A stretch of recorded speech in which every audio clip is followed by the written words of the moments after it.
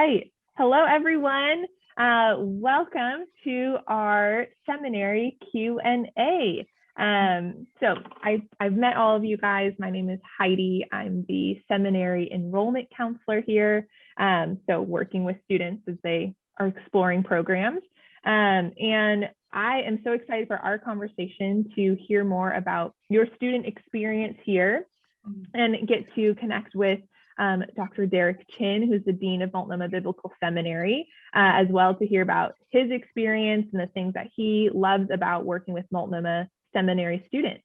So as we dive into our conversation, could you guys each start off with kind of just a brief overview, who you are, what program you're in, maybe kind of where you're at in your studies, and what you want to do with your degree once you graduate. So Heather, could you start us off? Sure. Remind me if I forget something. I'll try to remember all. Okay. I'm in the Master's of Arts of Theological Studies. I live in Ashland, Oregon. I'm on staff at my church. I've done children's ministry at this church for the last 2 years. I'm looking to transition out. I'm on senior leadership as well. The first time they've had a female do that. So we're trying to navigate that, kind of trying to figure that out. So I feel like as I'm learning, I'm getting to walk it out in my workplace simultaneously, and I'm loving that. That's great. Thanks, Heather. And remind me, what year are you in your studies? I'm completing my first year. So I've got 1 more year left after this. That's great. Awesome. Heather, Alyssa, could you go next? Yeah, of course. My name is Alyssa. I am an MDiv student in the seminary. I also completed my undergrad at Multnomah as part of the Summit Accelerated 5-year BA MDiv program. So I did a double major in Bible theology and church leadership. And now I'm in my second of 3 years in my MDiv program. And I am really, really passionate about the local church. So after Multnomah, I plan to go on into pastor. I would love to be a pastor of communities and to be on a preaching team. That's kind of what I'm passionate about. Cool. Thanks, Alyssa. And are you graduating this spring, or when are you going to be done with your degree? I will be done in my degree in spring 2022. I ended up extending my program a little bit to make the workload a bit more comparable, and because I'm taking biblical language classes and really, really loving them. Cool. That's great. And Andy, tell us a little bit about yourself. Yeah, my name is Andy. I'm in the MDiv program. This is my first year here, so close to wrapping up the second semester. I'm starting to feel it, but I also really enjoy my time here. In terms of what I want to do with this degree afterwards, just to kind of, as I said, I'm also really passionate about the local church, the church I grew up in, my home church. And I think the way that I always talk about is like in my perfect world, like after these 3 years or who knows, or maybe even a little bit more, but after my time here at Multnomah, after all this training, I do wish to be at my home church and just continue to love on the youth I have here, and as well as just discipling them, past youth and building these strong relationships to advance the kingdom of God. Cool. And Michaela. Hi, yeah, I'm Michaela Weller. I am in 2 programs, the Masters of Arts in Theological Studies and the Masters of Arts in Hebrew Bible. I also did my undergrad here, and so kind of, I don't know, drunk the Kool-Aid or something. I got really passionate and involved with the biblical studies programs, and then like Alyssa with languages too. And so, I just feel like I've been at Multnomah forever, that I don't know what year I am in my program, but I am graduating spring of 2022. Congratulations. Thank you. That'll come soon. Yeah. And then I plan to move forward with academic work in specifically biblical studies field. So I plan to move on to PhD work. And then after that, I don't know what it's going to look like, but something in the field, biblical studies field, career-wise. Cool. Yeah. Thanks, Michaela. And Dr. Chinn, could you give us a little background of who you are? How do you get connected to Multnomah? What do you do here? Sure. Well, I'm Derek Chinn. I'm the dean of the seminary, and I've been connected to the school for a long time. I graduated from the MDiv program back, I think it was in '98. So it's been a while. I then went into pastoral ministry and had been at my church. I'm still there. They haven't gotten rid of me yet. and still serve as basically a lay leader, elder at the church, and occasionally teach there, and just love serving God's people. And certainly being in the seminary is another opportunity to do that. Yeah, cool. Thanks, Derek. Well, I know in my work with prospective students, there's kind of a lot of people out there that are kind of discerning, hey, is seminary the right next step for me or not? So I would love to hear from any of you guys, all of you guys, what kind of helped you solidify, like, yeah, seminary is what I want to do next? I kind of have an interesting experience with, I applied to go into TESOL. So I applied and was accepted into a master's of TESOL program. And then as I was talking with my now husband about programs,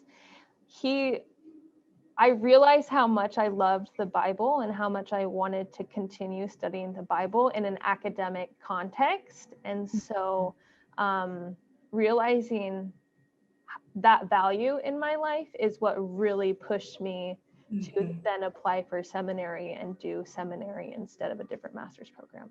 So that's kind of my journey. Well, I always knew I wanted to go on to school. I'm 45, so this is like my dream come true. I've homeschooled my kids, been home, been a wife and mom. My husband's in the military, so I really was on the home front for a long time, but always knew I wanted to go back to school. And really what I feel like I was given a gift with seminary, and it was because my husband had military benefits. And when he said that he didn't need them and I could have them, I was like, oh my word, I can do anything. And so then I was like, I'm going to do seminary, because if I could do my dream thing, that would be it. And to not have to worry about the financial piece of it was huge for me. I know not everybody's in that situation, but at my season in life, that made all the difference. That's awesome. Cool, Heather. I can go. I think for me, the way that I've explained over the years, how to know that seminary was the next step, it was just this really long ongoing process where, I mean, honestly, I never even, if you asked me 5 years ago, yeah, seminary's not for me, I'm not going to do it. And I think it was within those 5 years, especially in undergrad, where I kind of played this hide and seek game with God. And I eventually realized I'm hiding behind glass walls and God always wins. So I believe it was my second year at PSU in undergrad where I just really said, okay, God, you know what, you're right. There's no running away from this. And after a few visits and, talking to other people, it was just kind of always in the back of my head. I knew, okay, let me get past undergrad at Penn State, and then we'll see if this is still a route that God wants me to take. And you know what? Here I am, and it's been very enjoyable. Thanks, Andy. Yeah, for me, I would say as soon as I discerned that God was calling me into local church ministry, and since I knew that was going to be what I was going to study in my undergrad, I always knew that I would want to go on to get the MDiv just from talking to pastors and mentors. And then when I came across Multnomah's combined MA-BS program, the MA or BA MDiv, program, I was like, well, might as well just go straight through it. But I think that the thing that's kept me here versus watching some of my classmates decide that they were done after the bachelor's is I was really ready to take that next step into more concentrated study. And so I think the readiness to go into a higher academic and a more particular focus in my preparation and studies is what made me stick with seminary. Cool. Thank you all for sharing. I know that you guys all just summarized in a couple of sentences, probably a lot of what the Lord did on your heart for months, years, all of that stuff. So thank you for summarizing that so well, but also just being obedient to what God was doing. It can sound so simple when you put it in a couple of sentences, but we know that there was a lot more that went into that decision. So, okay, I would love to hear a little bit, shifting gears. During your studies here at Multnomah, what have been some of your favorite classes, or maybe classes that have been the most challenging for you? Or ones that you would just be like, you have to take this class here at Multnomah, ones that you would just hands down recommend? Should anyone just jump in? Yeah, everyone just jump in. Yeah, please. I started making a list of my favorite classes, and I realized I was writing all of them. So a class that I really, there's no class that I look back on and think, oh, I didn't like that. Every single class has been meaningful. I've really loved Dr. Josberger's classes. So much work and so much reading and so much fruit in my life. Like any professor that can make me feel like I can fall more deeply in love with God after reading Leviticus, I would say is doing something right. And that's what happened. And honestly, someone could ask me to teach any section of scripture and I'm like, okay, I could do it. And I did not feel that way previously. So I liked Dr. Blom's class in spiritual formation. Stop me because I could just go on. Dr. Metzger has challenged my thinking in so many ways. Like I would find myself just random times washing dishes, thinking through different ideas and trying to put them together. Dr. Trevine is helping as I walk through the New Testament and just that balance of engaging the story, but also the theological side of it. And then Dr. Harper, who oversees the program that I'm in, I actually just read some feedback from him before I got on here, and he was pushing back on something I said, and I was off. And I was like, this is why I love Multnomah, because there's so much goodness, but there's going to be pushback, and I want it. I'm like, I'm not here to hear that I'm doing it right. I'm here to grow. I'm here to hear where I need to grow and change my thinking and look at something differently. So those are my favorites. I love that. Thanks, Heather. Alyssa, Andy, and I are all in the same Greek class, and we're in second semester Greek with Dr. Kutz, and he just created 2 workbooks for beginner level Greek, and it is he throws us into the deep end. We're reading chapters and chapters, and we're translating like 5 to 10 pages a week. And wow. It's insane, but he just throws us in the deep end because he knows we can handle it. And so I feel so empowered as a student that he's not spoon feeding me anything. And the language programs at Multnomah, I mean, there's a Hebrew workbook as well and a Hebrew textbook that our professors have created.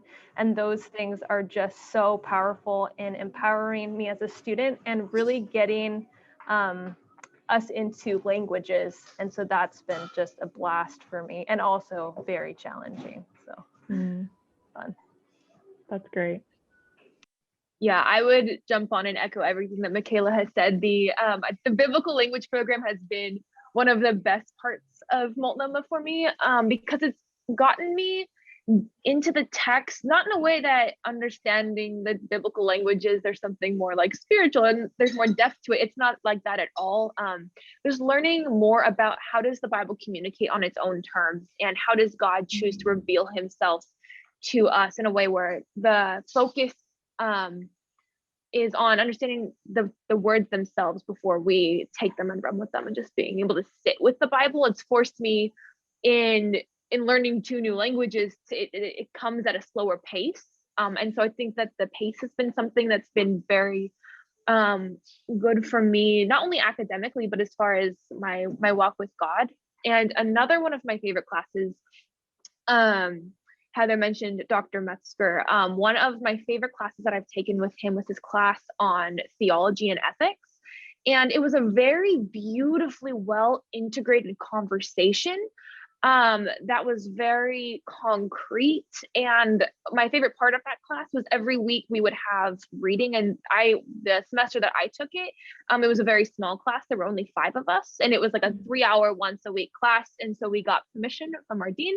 And instead of meeting in the classroom, we went off campus to a nearby coffee shop and we sat around the table.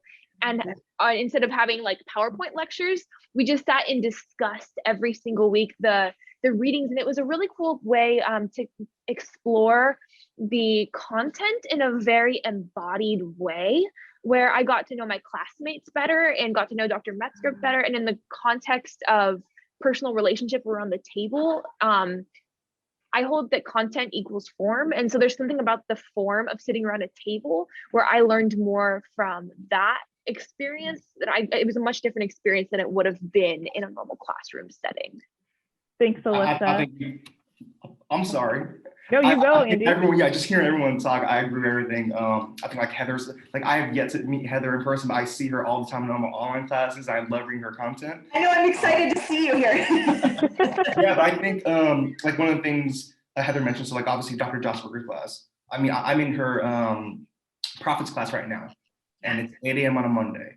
But for the past 13 weeks, I have had no problem getting up at 8 a.m. Or I'm sorry, being here at 8 a.m. And it's just like, okay, what do we got this week? Oh, Obadiah, yes, like I'm excited for it. Yeah. And then, just speaking about the biblical language classes, man, like I haven't had to study a language since high school, high school Spanish. So it's definitely a little bit overwhelming to go into Greek, but it's also just so rewarding. I think like one of my favorite ways to explain learning Greek, it's been like this.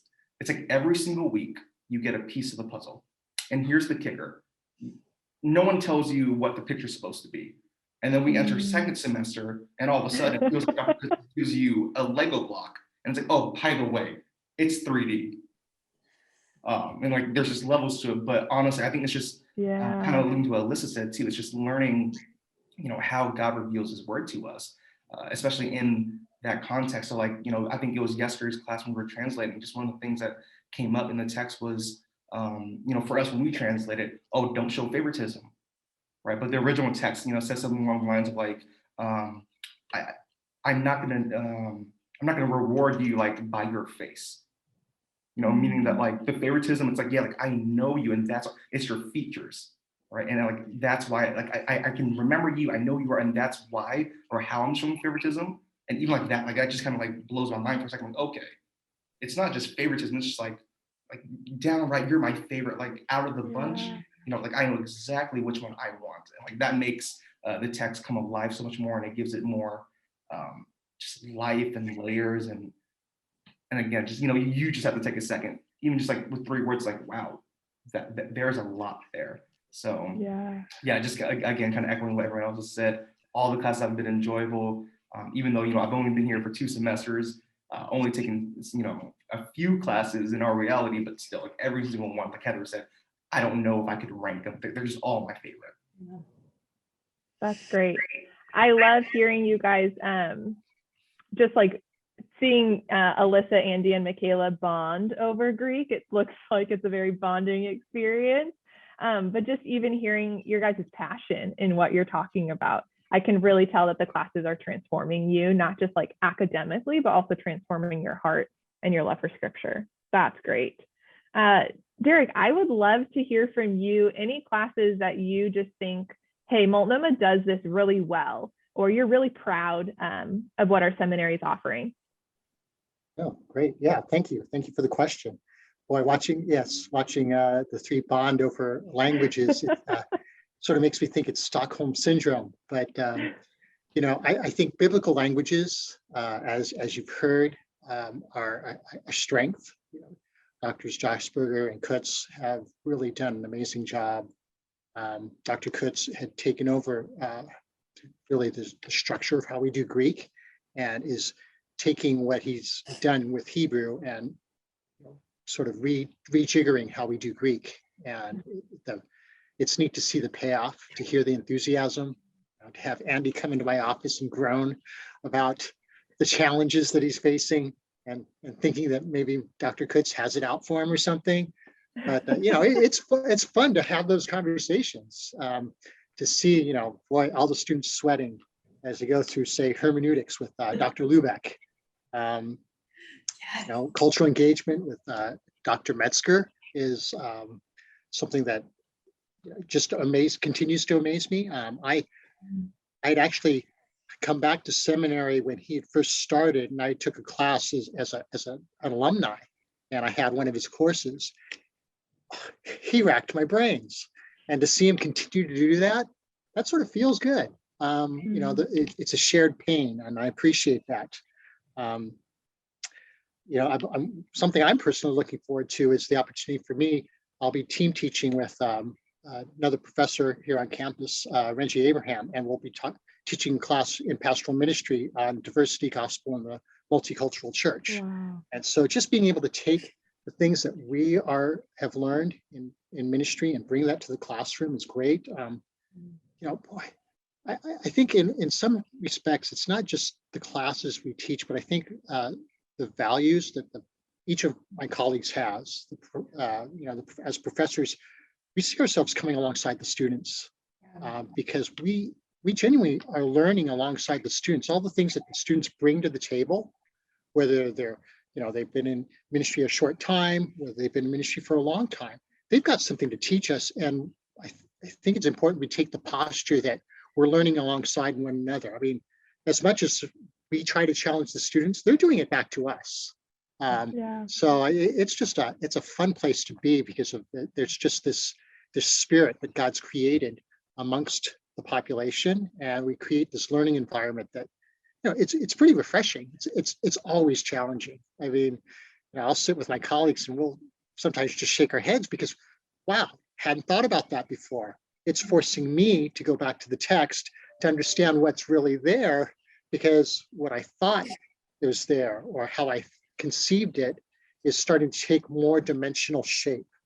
And that's just a fun, exhilarating experience. It really is. That's great. Thanks for asking. Yeah, thanks for sharing, Derek.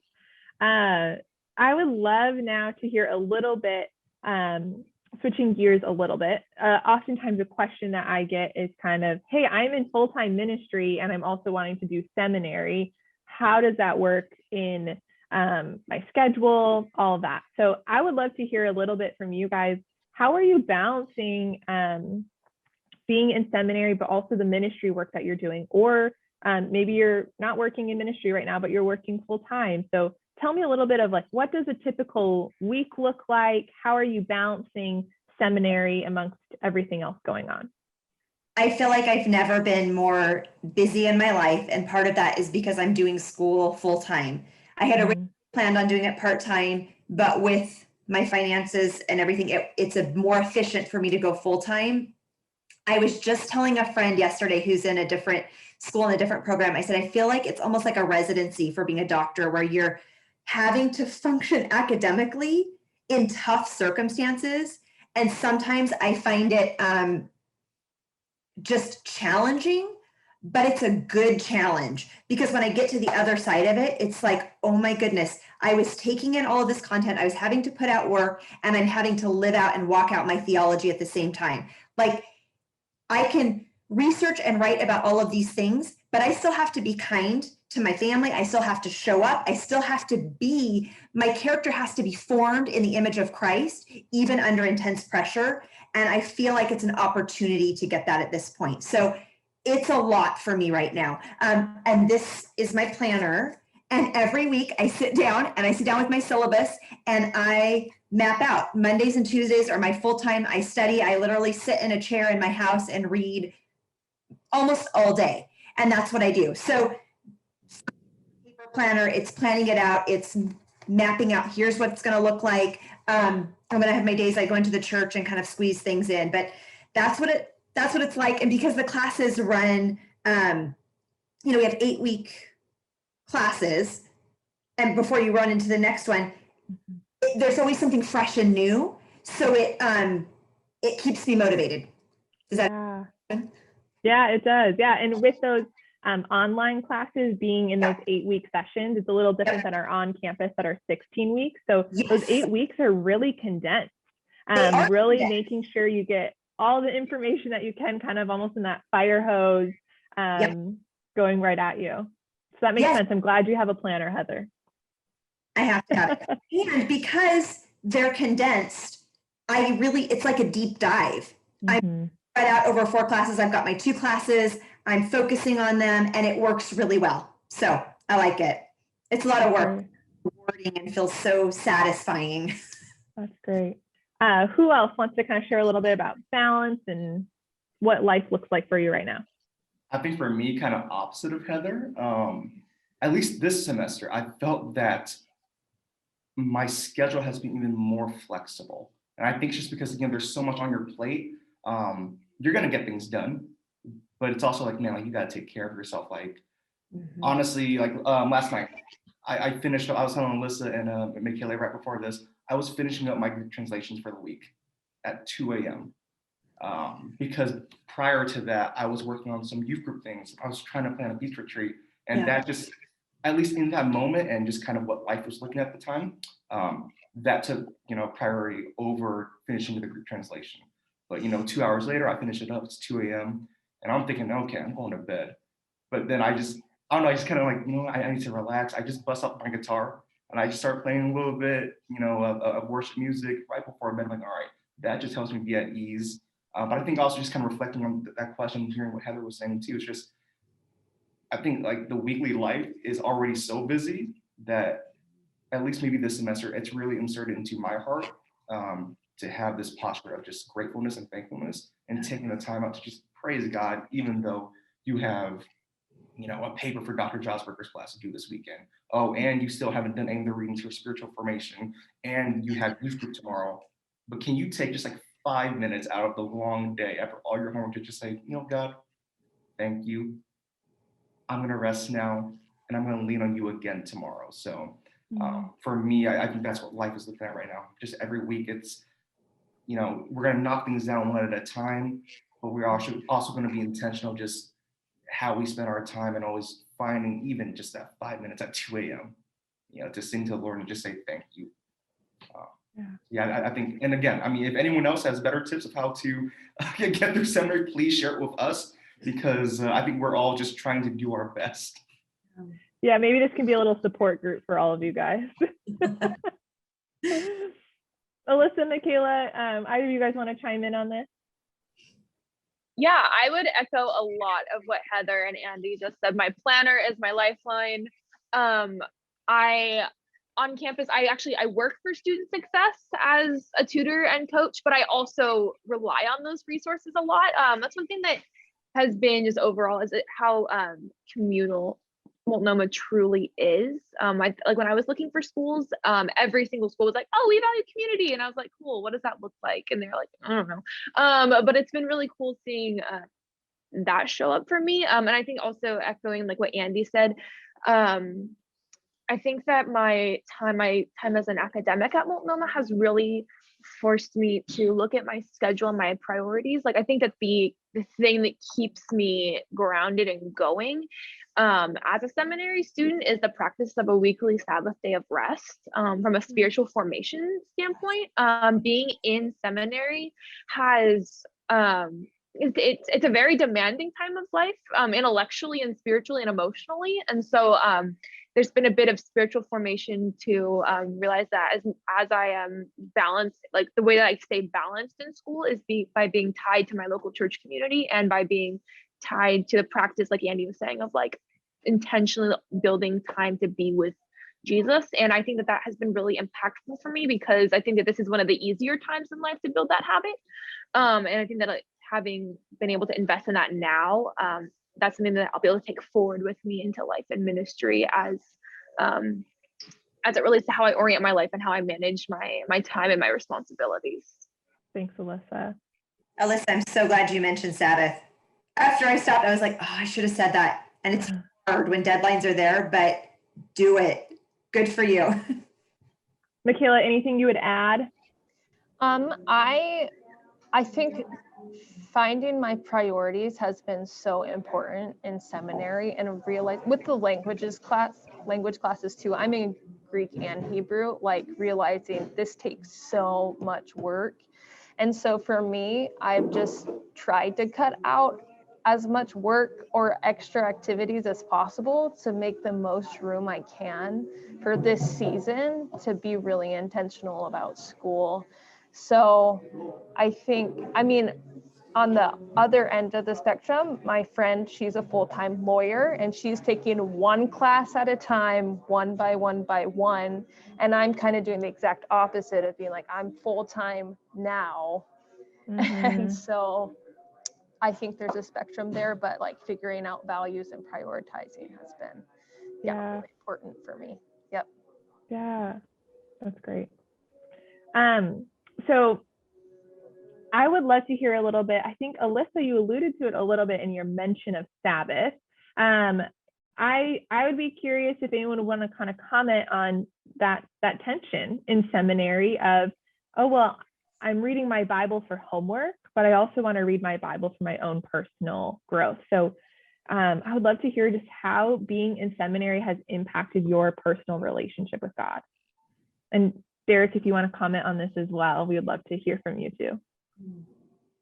Yeah, I can jump right back in. Like I said, I think that my biggest takeaway from my time at Multnomah, particularly in the seminary where academics are much more intense than undergrad, it's forced me to not only to prioritize my spiritual well-being, but it's really helped me to realize how necessary it is that I am rooted in my local church community. I think that seminary will kill your faith and will kill you if you are not in community with people where your goal is not academic. I think academia is wonderful. I love this world, but this cannot be this cannot be the spiritual community. This can't be the place that grounds you, because I don't think that that's the role of a seminary, of a school. I think this can be a great place to network and find places to form community. But to me, being in seminary has made me see the need to be invested in a local community of people whose goal is to be with Jesus, to be like him, and to live out the things that he did in community with one another. That's great. I echo that, Alyssa. I really agree. Sabbath for me looks like, because I work Sunday mornings at church, it looks like the rest of Sunday. And so I don't get a full 24 hours, but right now, this is what I have and this is what I do. And I think it's, you do what you can. And for me, it's that stopping the work to remember that God holds everything together and to trust him. And then when I wake up on Monday, I feel I'm raring to go for it. I'm ready for it. But it's a discipline. And I think I faced more temptation to cut corners on that being in school, because I'm like, oh, I could just gain more time.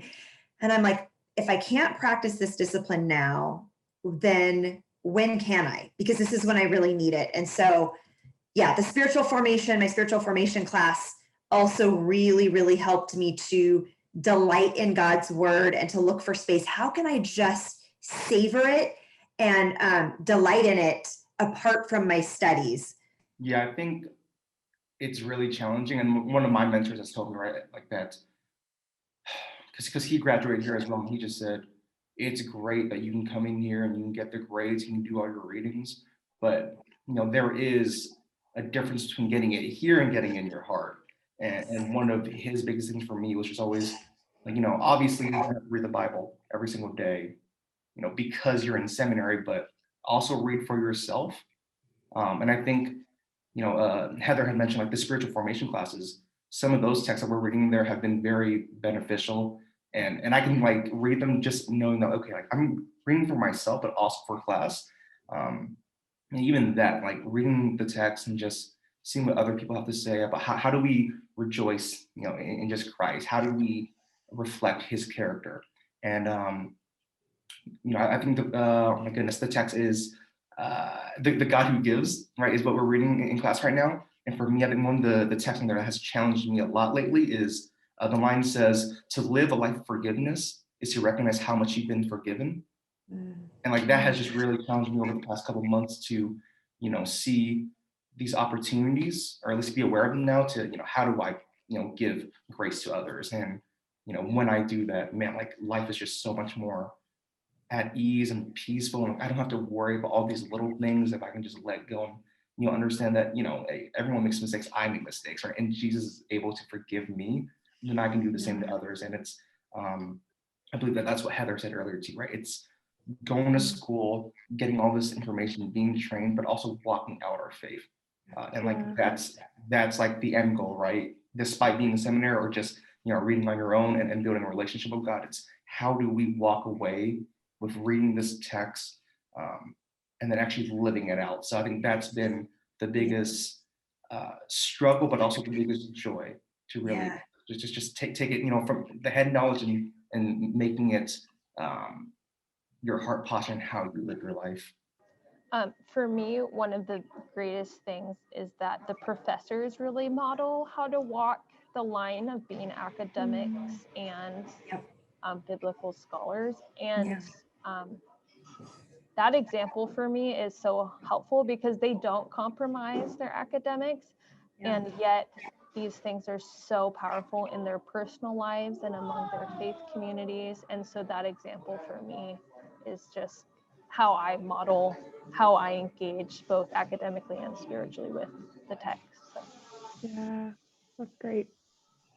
Derek, what would you add to this? Sure. Now, it's a great question. I mean, I think it's easy to treat the Bible as a text. I mean, I know if I've got, classroom prep I'm doing, oh, there's a reference I need to make to a particular text, I can mull over it, but you can still approach it from an academic perspective. I see the text differently when I'm trying to answer a question. And it's a lot different when you do it just personally, having that personal devotion, because, I'll listen to podcasts, I read lots of books, I'm reading the text myself, but it's a lot different when I encounter Christ by myself, just seeking to learn and listen to him at the same time.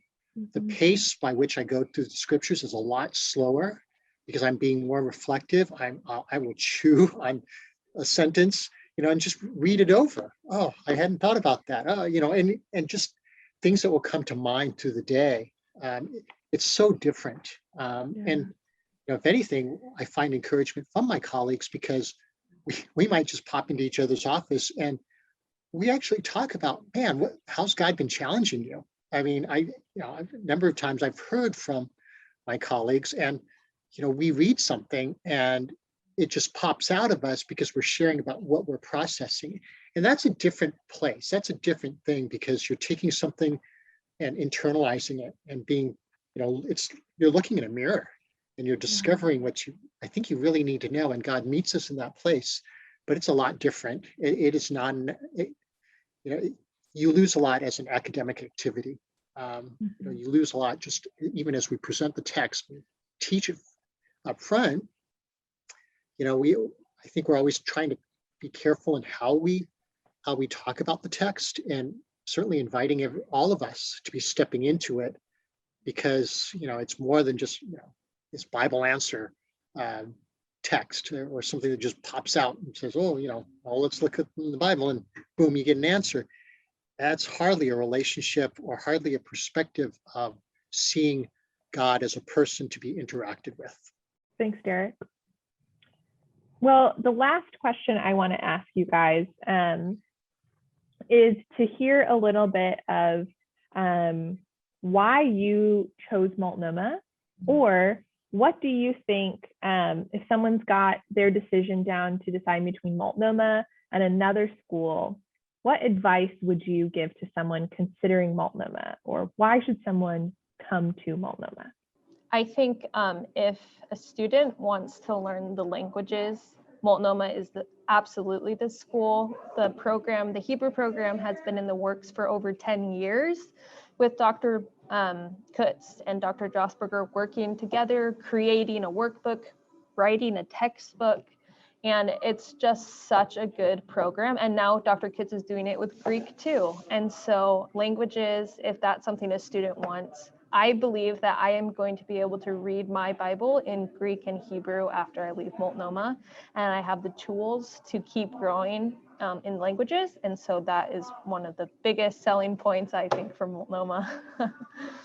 That's awesome.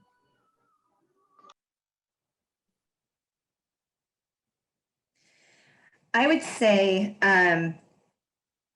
the academics are rigorous, and I mean that in the best way. I've homeschooled my kids. I worked in a school before that, so I have a lot of opinions about education and how it should be done. And I have been so happy with Multnomah because I feel like it's rigorous and so kind and so gracious, and there's such integrity between the lives of the professors and then what's required of me. I feel like they're asking a lot of me, but they're right beside me, supporting me, even as an online student. I feel like I'm supported and being cheered on as I'm being asked to do hard things. And that to me is exactly what education should be. And so I do really love that. And that's integrity. Yeah, I'd like to build just directly on top of what Heather said. I think that one of the things that sets Multnomah apart for me is its dedication to the Bible as God's word, as the means of knowing God, not an end, but a means to know God better. And particularly for me as a woman coming into this program, I know that the validity of whether people will affirm or won't affirm my call from God that's a huge part of being a woman wanting to go into ministry. And for the woman who is wondering, like, is Multnomah the school for me? I am glad that I chose Multnomah, and I would choose it again, because as women, whether it's Multnomah or whether it's another school, whether you decide to skip school and go straight into ministry, we're going to receive pushback regarding the validity of God's call in our lives. And I am glad that I chose Multnomah because I experienced pushback here. Like, there have been rough days, but I have also found a group of professors and mentors turned friends who have mentored me, who have loved me, who have had the hard conversations with me through this all. And as I see the end of my time at Multnomah in the future, I'm leaving knowing not only that I have a solid biblical education at large, but I am convinced of the Bible and that God biblically calls me to ministry. And I am, from a biblical standpoint, I am certain that the Bible does not stand in my way or tell me that I cannot do what God is calling me to do with my life. Thanks, Alyssa. Yeah, that's all great. I love hearing what you guys have to say. I think aside from all that, which I totally agree with, I think for me, again, like, it was literally, last year, this time was when I was, looking to seminaries. I think for me, from my experience, what made me choose Multnomah, aside from, obviously already having a few friends and mentors who have already been through the program and having, I guess, these ties to Multnomah already. Honestly, it was just during the process, through prayer and discernment. If anything, I think the big sign for me was when I was reaching out to all the schools, Multnomah just immediately got back to me. And once, kind of talking to Heidi, and it's like, okay, like, what are your plans? What do you want to do? And I think, like, once it just sounded like, okay, hey, like, we can offer that for you. It just felt like Multnomah wanted me. Mm-hmm. Like, even when I said, all right, let me, no offense, let me go check out some other schools. I want to hear from other people as well. During that month-long period, it was weird because no one else got back to me from other programs. But Multnomah were the ones who were still kind of knocking at the door, just saying, hey, we're still available. Do you need any help? And I think that was just God's way of telling me, like, yeah, like, this is where I want you. Even though, if you had to pick for yourself, this is where you wanted to go. I'm going to affirm it for you. And this is the place where I want you to be. This is where you're going to be trained. And you're going to meet great people, great fellow students, great professors who are going to help you walk through this and train you to advance the kingdom of God. So yeah, I think that's my advice. Obviously, pray about it, but reach out as well. Derek, what would you add? Besides come to Multnomah?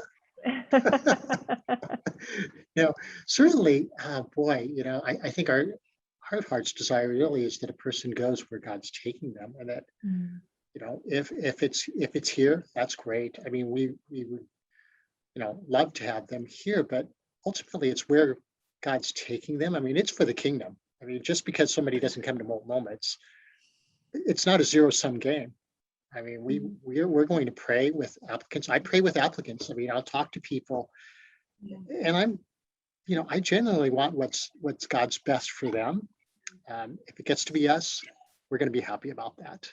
But it's about God's kingdom, and so we're cheering each applicant on with that. People who are at this crossroads, go where God's taking you.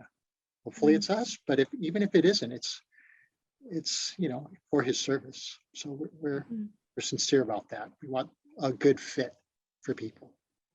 Well, thank you. Thank you each for being here and just for sharing.